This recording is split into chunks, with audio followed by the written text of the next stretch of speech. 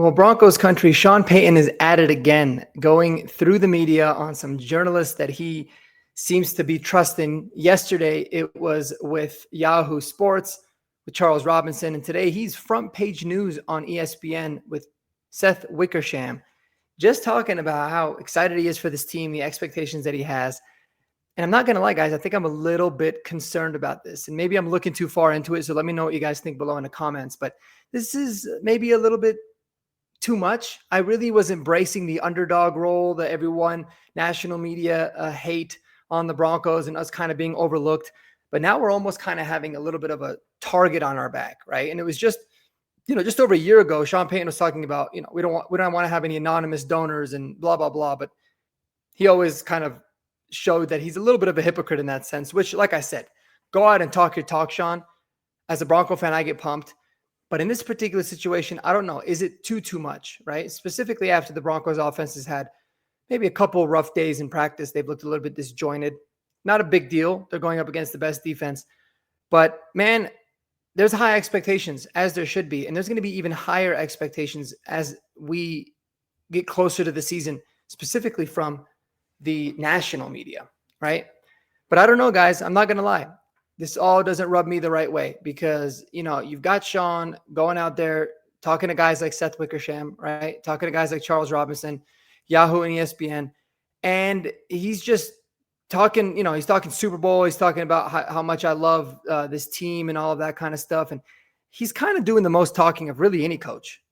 And we can't lose sight of the fact that we only had one good season in the last decade.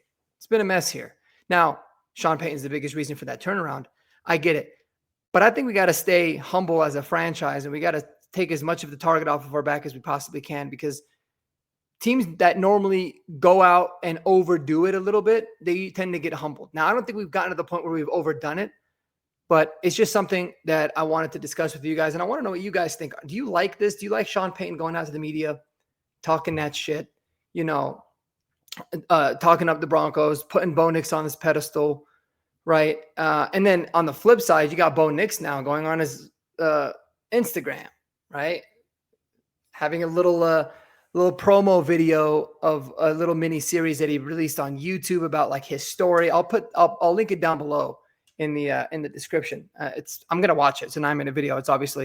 I'm sure it's pretty good. But there's also talks that he has like a t-shirt shop now, and he's donating all the proceeds to charity, which is good. But it's like, is this too much? Is there too much on a young quarterback's plate right now? Right. I think the thing that we have to, when you look at it on the on-field product, what we have to hope for the most is that this run game is significantly improved and is a much better threat than it was last year. And we also have to hope that Sean Payton truly does have the dedication to running the ball instead of wanting to almost feel overly obligated to, make all the things that he had said to the local media come true with Bo Nix and the kind of season that he feels like he can have. I don't know, guys. I've never been the biggest fan of this. You might call me a hater, a Debbie Downer, or a wuss, or whatever it is, but let me know in the comments what y'all think below, man, because I'm curious about it. But otherwise, the Broncos today, they had a practice. We'll give a little bit of a recap of it from what we've heard. It was a lighter practice. A lot of veterans got rest days today. One of the notable ones was J.K. Dobbins. It was confirmed that it was a rest day. It's not anything injury related, because it was weird. At first, they said he wasn't out there. A lot of other vets got rest days, but then they didn't really mention J.K. Dobbins in the group of veteran rest days. They would mention he was not out there separately. So that is confirmed. Good news there. I like these kinds of days. I like the veteran rest days because I think it's a really good opportunity for guys, the young guys specifically, right? The Kyrie's Rowans, Joaquin Davis, those kinds of guys buried a little bit lower on the dresser. Or Karine Reed, right? JB Brown on the defensive side. I like it for guys like that to be able to go out there and get more reps. Broncos will probably have like a walkthrough or a very light practice tomorrow before they travel to Santa Clara and have the joint practice against the Niners on Thursday. That's going to be exciting. We're going to give a very in-depth, detailed breakdown once all the information that we have comes from that. So stay tuned for it.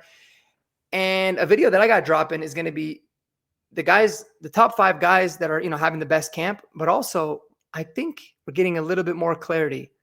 And I think I have an idea of who I believe is going to be wide receiver 2 for the Broncos. this upcoming season. It might surprise some of you guys.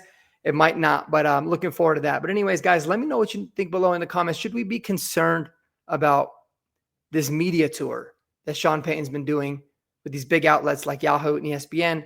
And then it kind of trickles down to Bo Nix now getting, a little bit more involved on his social media and kind of making these videos that are a little bit more about him. Or am I just overdoing it? Let me know what you guys think below. Till the next video, go Broncos and peace.